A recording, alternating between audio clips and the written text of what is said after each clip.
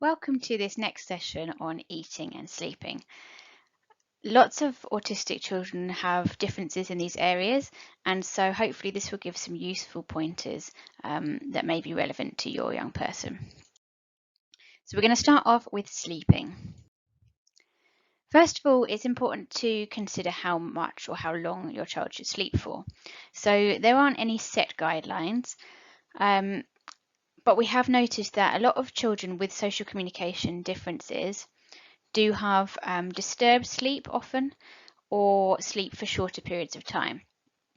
And there's no clear kind of answer as to why this is the case. However, often there's links with anxiety. So actually, if a young person finds it really hard to switch off at the end of the day, that bedtime can be when a lot of the worries come out. So sometimes parents will report going to bed or putting their child to bed, and that's when they want to talk about the day. You know, they've asked them at the end of the school day, how was your day, and all of that. But it comes to bedtime, and that's when it kind of, the stream of consciousness flows out. And also it seems to be that just some autistic people seem to need less sleep. There's research kind of into this at the moment, maybe to do with the kind of higher levels perhaps of sort of stress hormones if they are experiencing lots of worry and anxiety throughout the day. But a lot of parents will report their child sleeps for a lot less than 8 hours a night and then wakes up kind of full of beans the next morning, and the rest of the family is left exhausted. So sleeping problems, there's a few different types. There's settling problems, when a bit like I was just mentioning, where perhaps due to anxiety it's difficult to go to sleep. Then there's waking problems, where the child might get to sleep but then wakes up a lot during the night. This can be linked to melatonin. So melatonin is the hormone that is produced to kind of help go to sleep and stay asleep. And sometimes doctors will prescribe this to help with sleep differences.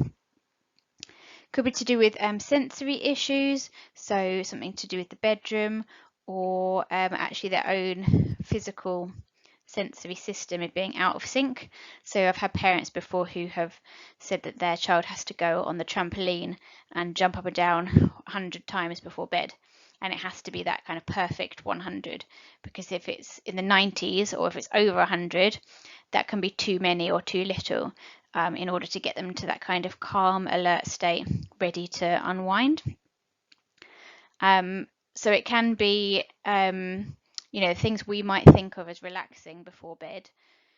It may be that your young person actually needs something that you might consider to be stimulating, like jumping up and down, but actually for their sensory system, that's giving them the right feedback at that time. And there can also be links with allergies or food sensitivities. And obviously that can, if you've got digestive problems, that can then impact on sleep. So if you've got a younger child, they might be having a nap, and it might be worth considering whether they still need a nap. And if they do, to have a kind of clear routine for nap time so that it's very separate from bedtime. Obviously, if your child is napping still and they don't really need to nap, then that can impact on their sleep at night time. So a few sleep tips. It's really important to think about the temperature of the room.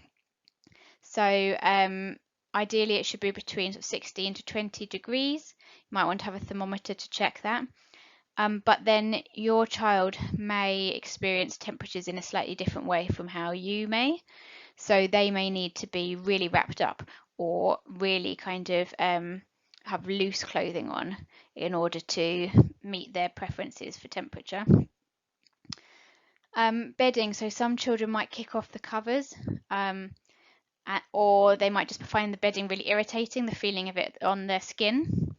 The other way around, some children really like to be really tucked in and have everything kind of really close to them. Some children will put lots of toys down the side of them, so that they feel that kind of sort of snuggly feeling. And so some parents have tried, you can get a few different blankets. I would say if you're trying a weighted blanket, and a proper weighted one, then to seek advice from an occupational therapist, because you do have to be careful that you're not giving a child one that's too heavy for them. And obviously, if they were then to put that over their face and it was quite heavy, there could be dangers for suffocation. However, there's lots of different types of blankets now advertised for adults as well for anxiety. And they're just slightly heavier ones that kind of give that kind of hug in a bug feeling, I suppose. So likewise, having a double duvet tucked underneath the mattress of a single bed, so it kind of pulls right the way around, or sleeping bags sometimes, or a sleep suit, so that it's a sort of like a onesie but a tight one that gives a young person a feeling of knowing where their body ends and the rest of the world begins, I guess. And just linking to the sensory side of things, that's something that autistic people often say, like they might wear a hat or a hood so that they know kind of that's the end of my body, because if your sensory system's a bit out of sync, you might not feel that kind of grounded feeling. So things like that can help. Noise. So actually you might think, right, it's lovely and quiet and calm now, but sometimes quiet noises can seem really loud to children with sensory differences, and also if you're feeling a bit anxious. So, you hear the kind of pipes gurgling or a clonking sound, and in the middle of the night you think, oh, what's that? So actually some young people quite like to have white noise sounds playing, so you can play them from like YouTube and different apps, or an electric fan, so something that's just giving that kind of constant quietish sound, but it blocks out all of the other sort of odd, unpredictable sounds. So it makes the sound predictable, basically. And again, a lot of parents have reported their young person quite liking to have an electric fan all the way through the year. So that links again with temperature, that actually needing to be cool at that time of the day. And thinking about the room being dark enough. So a lot of parents will report when summer starts coming and the mornings are getting lighter, that their child is up at 4:30, 5 o'clock, ready to start the day. And a lot of it can just be linked to the sunlight and their understanding of day and night. We spend a lot of the year saying it's getting dark now, so it's time for bedtime. So then by default, it's light, so it must be time to get up and get going. So trying to think maybe about blackout blinds or other things that you can use to make sure that the room's dark enough. On the other hand, some children need to have a constant source of light, so maybe thinking about night lights or the small kind of plug-in lights that might be able to give them something constant to reassure. I'm also thinking about stimulation of the setting. So is there lots of stuff around? If they wake up in the middle of the night and they look up and they see their favorite toys on the shelf, do they think, oh great, that's a good idea? There's a television in there, their computer games, do they have their phone next to their bed? All things that can be quite alerting. So it's a good idea to try and put toys away out of sight. So if you can get them in plastic boxes that are coloured so that they can't see what's inside. This is tricky, but trying to not have any screen time for around an hour before bed. So maybe getting into the habit of having a set kind of reflection time together, thinking about things you're grateful for from the day, just something a bit more kind of calming. Maybe dim the lights a bit, have a set music that's a kind of relaxing bedtime routine. The screen lights, that kind of bluey light that they call it, can be quite alerting. So televisions, phones, iPads, all of that you should try and avoid for about an hour before bed. No caffeine. Now you're probably thinking, obviously I'm not giving my child caffeine, but it is hidden in some foods. So things like chocolate contains caffeine, and obviously that can be a bit of a stimulant.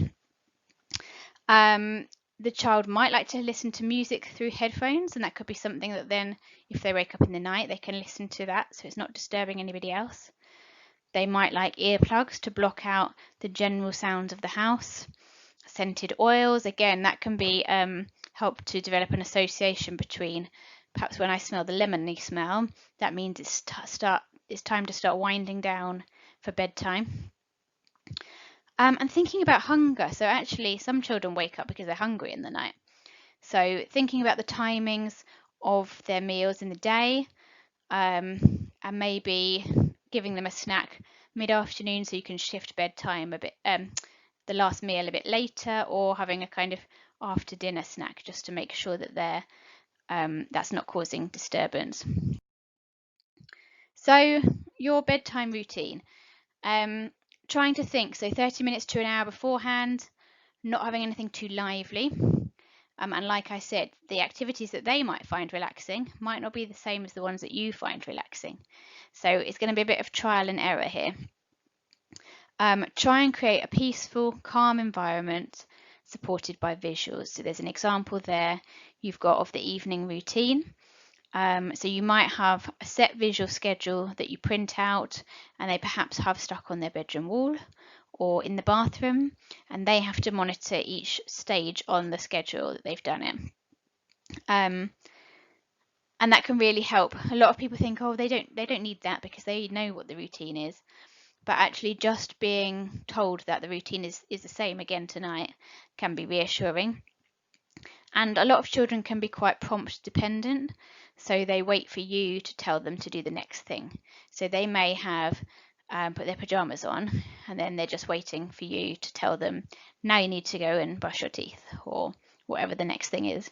So having the visuals there, you might still need to prompt them, say, you know, what's next, but they're referring to something that's separate from you, which is then increasing their independence as well.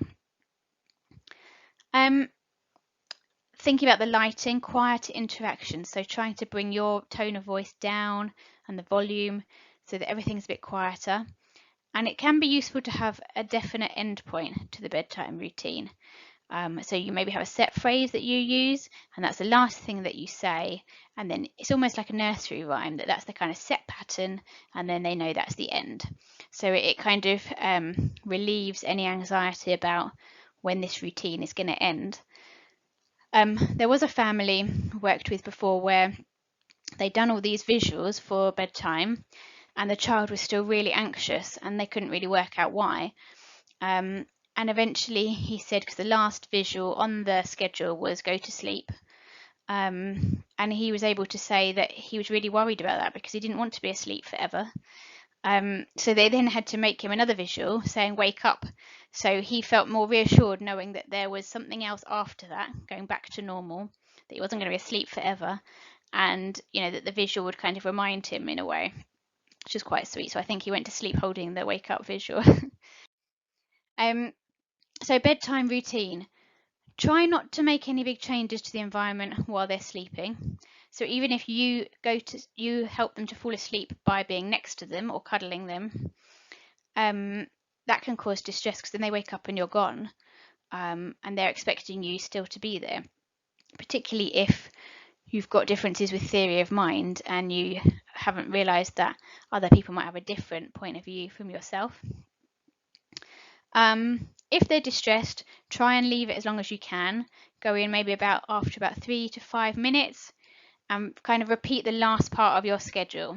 That's another reason why having a bedtime routine up visually is useful, because if you're doing it or another family member's doing it or you've got a babysitter, they can then follow exactly the same thing that you would normally do.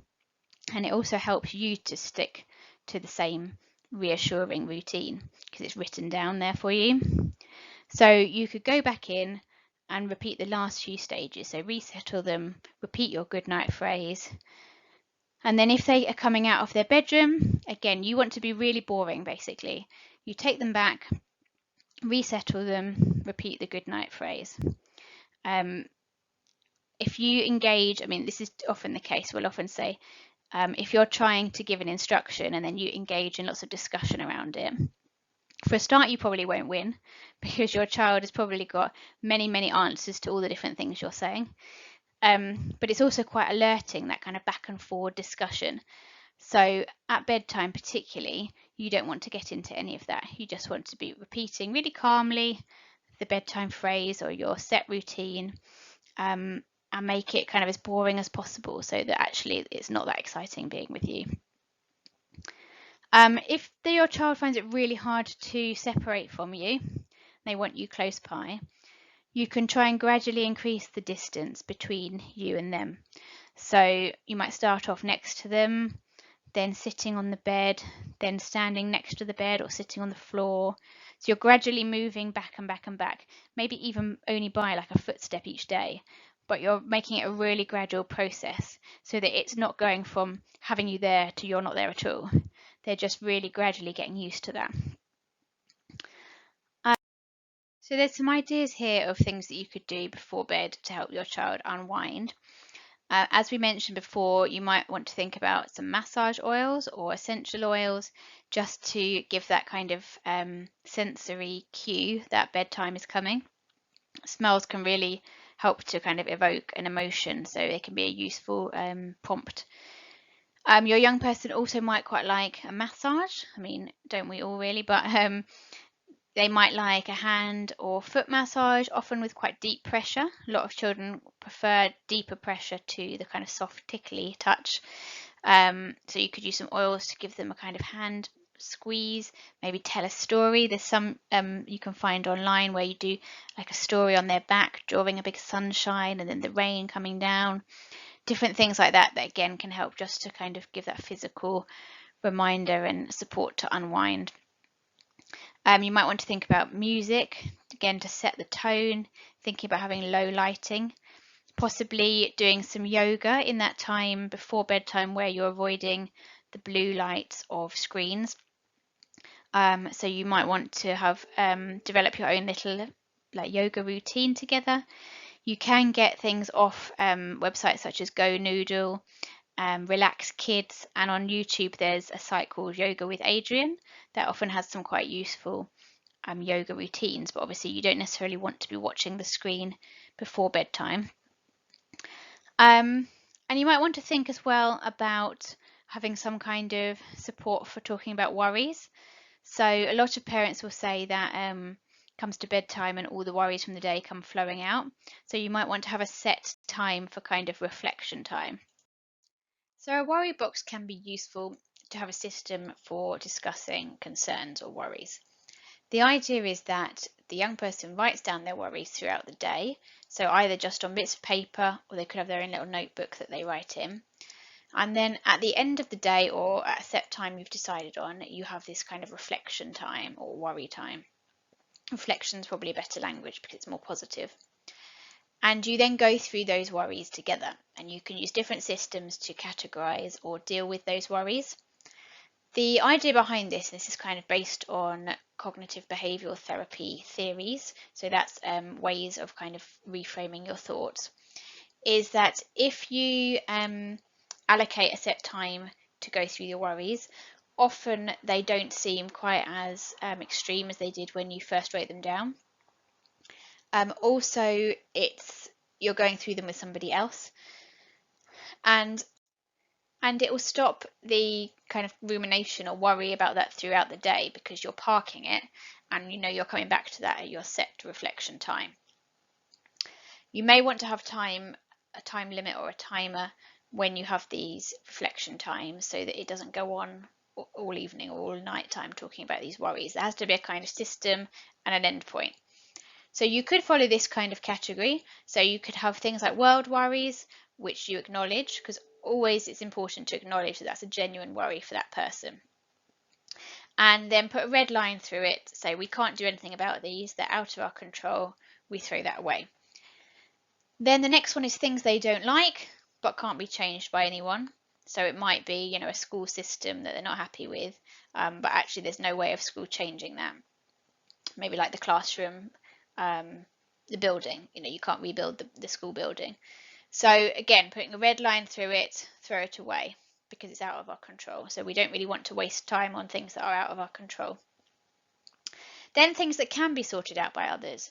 So you could ask another person to help. Or things that can be changed and you might decide what to do with your young person or they decide what to do.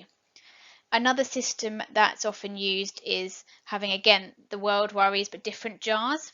So one would be world worries that we put a red line through, rip up, throw away. You want it to be quite a visual and physical getting rid of that. Then you might have school worries, so you could put them in a school jar. So there's a separate jar here for school, one for home and one for the young person. and we say, right, this is one that we're going to pass on to school for them to do something about. So it might be that they don't like where they sit in the classroom. Okay, that's fine. School can sort that one. Then there might be some that are home worries, things about your routine at home or something that's worrying them. Can pop that one in the home jar, that mum and dad or whoever will sort that out. And then things that they can do something about, that goes in their own jar. So instead of them all just churning around in their minds, we've got a set kind of system to it. And I've included this picture here of the jars, which is not the jars I just spoke about, but I thought it was a good example because you've actually got there the worry jar, then you've got a wishing jar and a gratitude jar. And it's just a reminder that there's some really lovely habits you can get into by having regular gratitude time. So that could be part of this reflection time. You could finish talking about worries, then let's write down 5 things that we're really grateful for from the day. It's a nice way to end the day on positive thoughts. And it might be a real struggle for your young person to think of anything positive. But if you can try and model it for them and prompt them to say, well, we've got a roof over our head, we've got a bed, we had dinner, just the basic, your basic needs are being met, basically. And that will help them to then start to see the positives. And a wishing jar could be things that they wish that they'd like to do, things that kind of aspirations or ideas for the future. So again, just touching on the visual routine, so it can be really useful to include something like this one. These are from Twinkle, which is Twinkle but without the E on the end, a useful website where you can download lots of free resources such as these ones. You can get girls or boys versions of the bedtime routine and a morning routine as well. And it might be that your young person needs that part of the time in the evening to kind of prepare for the next day. So getting their school bag ready, maybe seeing what's in their lunch, just to give them a bit more processing time so that they're not worrying about those things overnight. So if your young person is waking up in the night, obviously check that they're not ill, that there's something wrong with them. Could be temperature again. They might be uncomfortable if they've wet themselves, or it might be that they're worrying about something. And so again, it's thinking about trying to use some of those worry strategies we talked about. Maybe have a little sip of some drink, ideally water, and then try and follow the routine that you did at bedtime. So trying to be as boring as possible, trying to reassure them, give them that end part of the bedtime routine again, repeat your bedtime phrase. It's really tricky because obviously they might want a lot of soothing, they might want to fall asleep in your bed, your arms, want lots of cuddles. But like with anything related to, well, all of us really, once something happens a few times, you start to realize, oh, this is a good option. So it becomes much harder to break. So if you can try and kind of be consistent, that's generally helpful in the long run. I would say as well, though, if you have been having difficulties with sleeping for a long time, or you've tried lots of these things already, because I'm aware that these are quite kind of basic tips, really, then do ask your GP or your school. You can speak to the school nurse for a referral to the sleep service. So you can Google that as well, or go onto the Sutton local offer, that there are a team who will support with kind of sleep difficulties. So we'll be moving on to thinking about eating, but in relation to sleep, diet is also important. So again, limiting caffeine before bedtime, trying to have foods containing tryptophan, so it's in things like porridge, bananas, nuts, seeds, pineapple, dairy. That's why people often say have a glass of milk before bedtime. And foods containing this just help you to kind of start to feel a bit more lethargic. Limiting sugary snacks before bed, and foods containing monosodium glutamate, which is often in kind of takeaways like Chinese takeaways, can also interfere with sleep, so obviously avoid. And like I've said, aerobic exercise, so higher intensity, can help sleep, but generally should be done in the daytime, not too close to bedtime.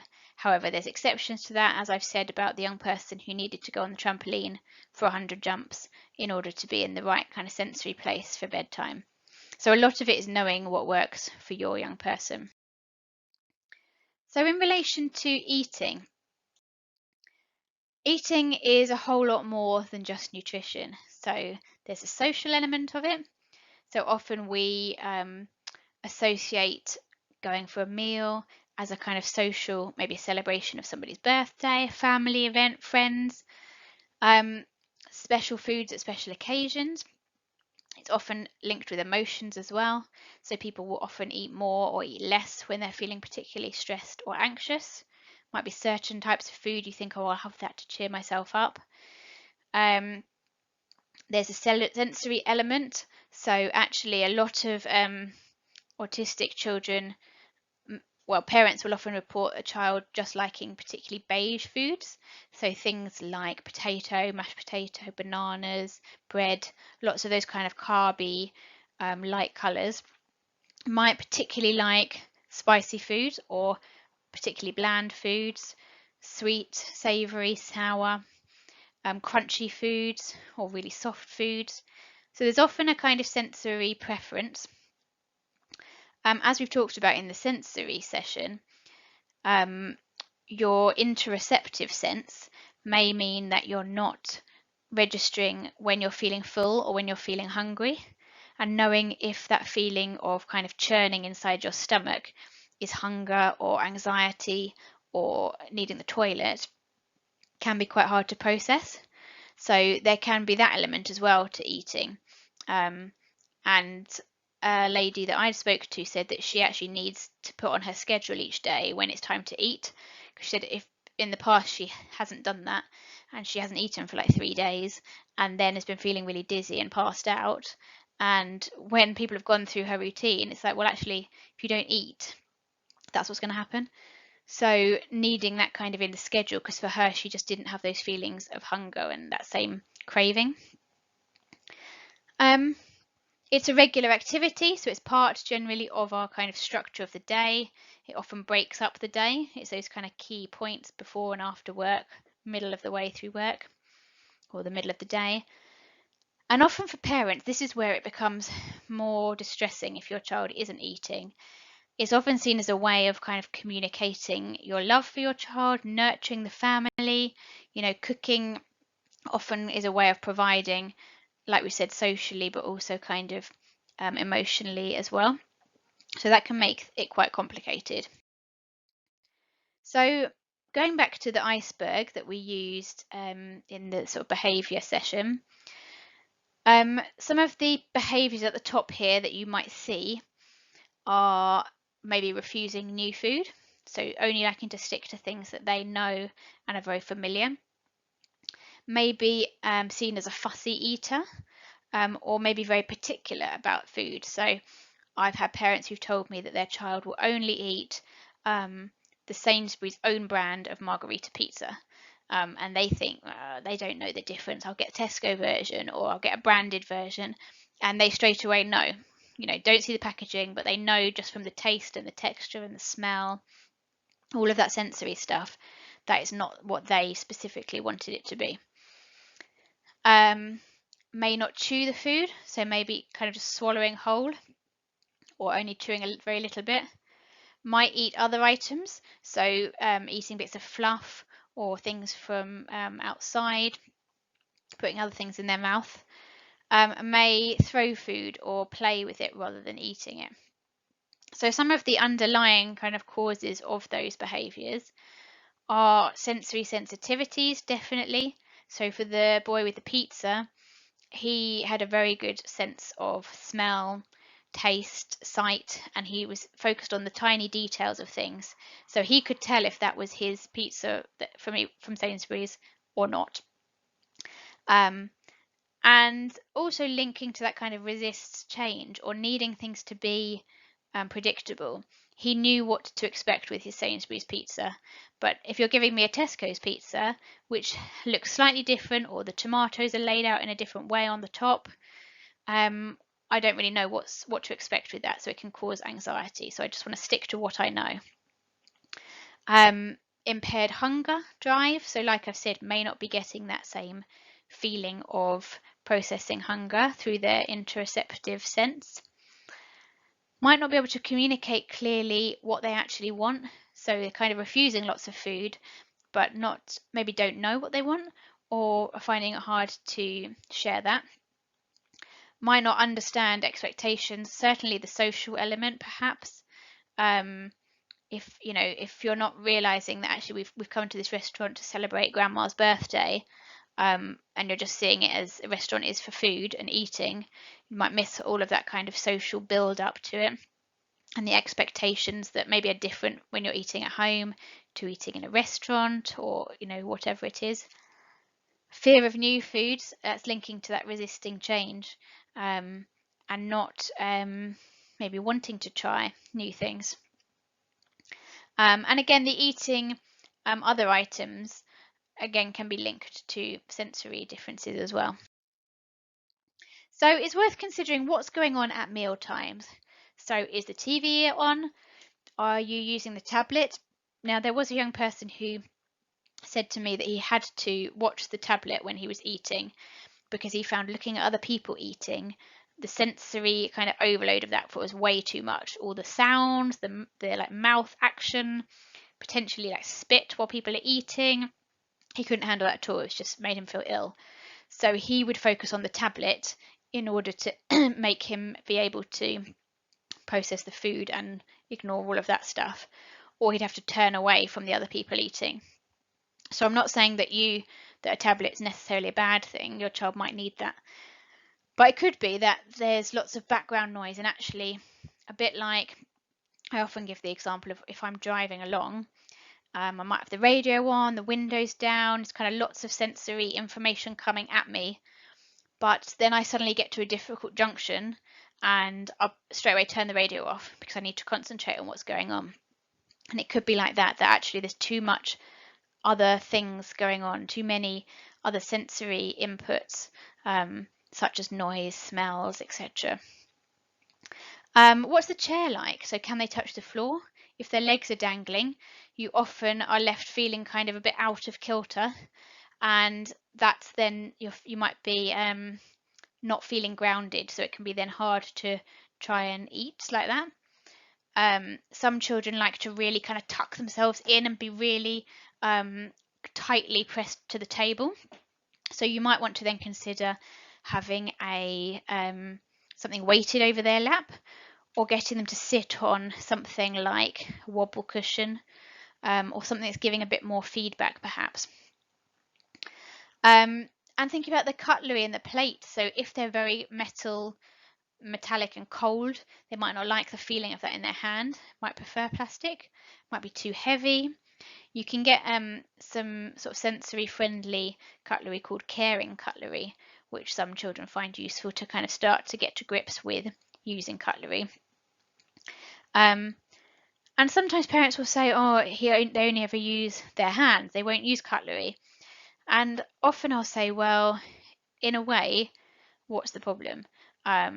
Choose your battles. So actually, if that's a tiny little thing that you are not that worried about, and you've got to remember that there's differences in different cultures. So actually that's the norm with a lot of cultures, to eat with your hands. It might be that you're putting your own perceptions or judgment on that child, and actually if that's what works for them, I wouldn't worry too much about it. But if that's something that you feel is a barrier at the moment to them going to parties, or it's causing difficulties, then that might be something that you want to address. And thinking about where you eat. So actually it is quite important to have those meal times as those set points through the day. So if possible, can you eat together at a table? You can then, obviously you don't want to cause any distress to the child, and if it is too noisy and it's all too intense having everyone together, then you might want to build up to this.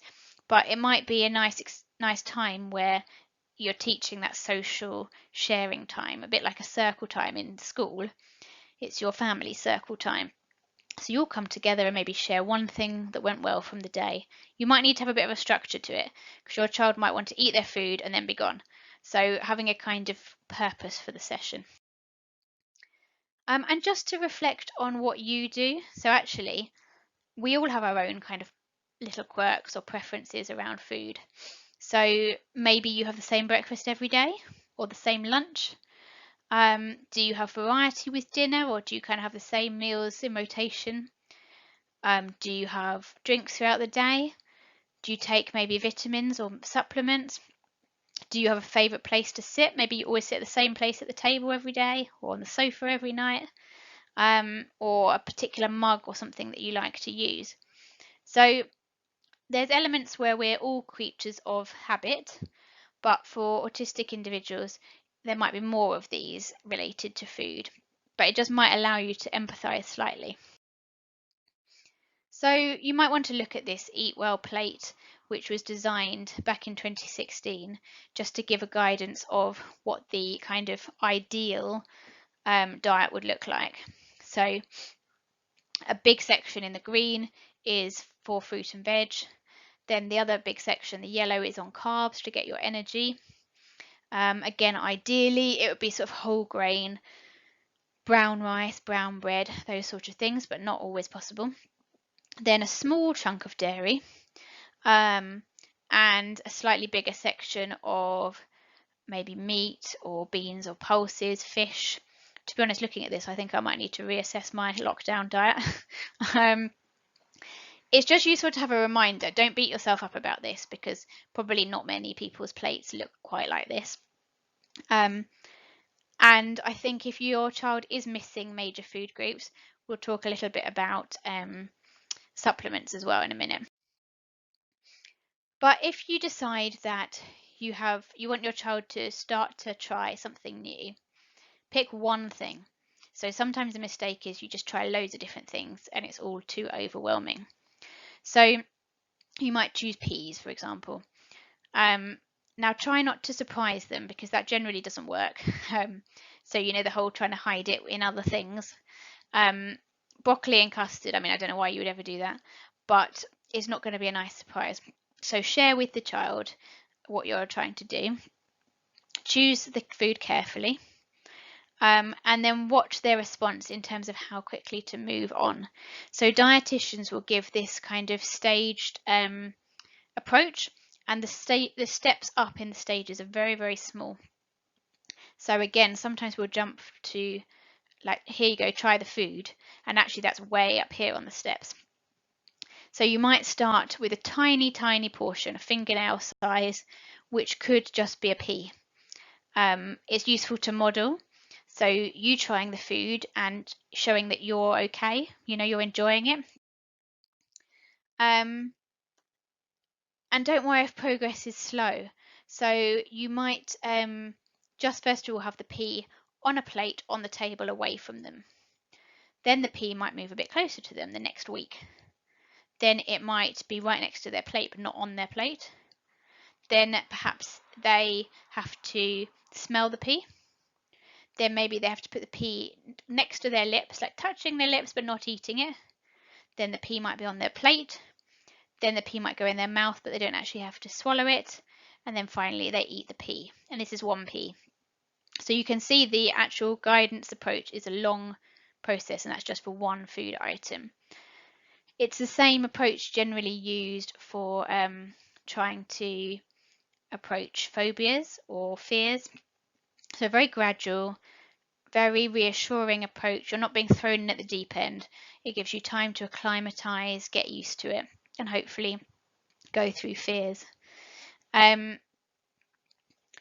Try not to force them. If they're getting distressed, no force feeding, no kind of going on and on and on about this pea.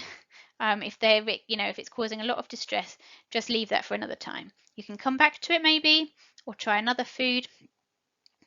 If they've been recommended to take nutritional supplements by the GP, again, carry on with that. Don't think, right, we're going to sort this diet stuff, scrap all of that. And try not to give up. It's often a long process. But it's just kind of making those small steps each day and feeling proud of that rather than beating yourself up that they're not eating this kind of gourmet diet. So here's the steps that you might take, and you can see from that that it's quite a lengthy process. Separation plates can be useful for this, and I'll show you an example of those. So some children quite like things to be separate on their plates and not touching, and you can buy these plates that have the different sections apart. So I know good old Amazon has them, and I believe you can get them in like Pound Shop and places like that as well. And just general things to do to try and increase kind of involvement around food. So if you're cooking, trying to get the children involved, that can really help with processing, because if you're playing with your toys and suddenly it's dinner time and this plate gets plonked in front of you, and that's the first you knew about spaghetti bolognese, it takes a bit of time to process, okay, this is my dinner, this is what I'm having. Whereas if you're involved in the cooking process, you're seeing the onions going in, you're seeing the mince, the tomatoes, you're able then to process what you're likely to be having. It can also help with if you've got some sort of sensory sensitivities, not liking to touch certain things, getting involved with cooking or messy play with foods can help sometimes to, again, familiarize yourself with those different foods. So you could do the same thing with the pea, but in messy play. So maybe having some peas in the sandpit or in the water tray outside.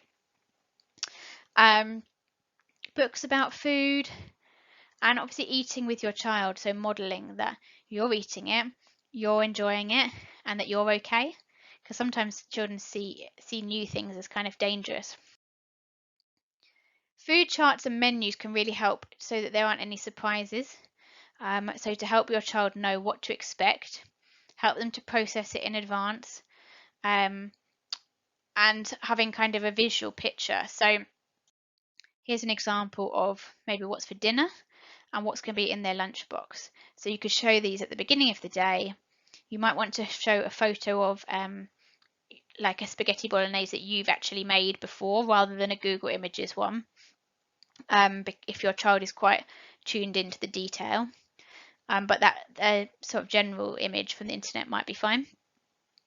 Or you could just do a written list. This is what we're having for dinner today. This is what lunches are. That's somewhere up in the kitchen, and they can access this. Obviously, this involves organisation on your part to know what you're having, but it can, if you've got kind of, if there's a lot of stress around eating, this can help.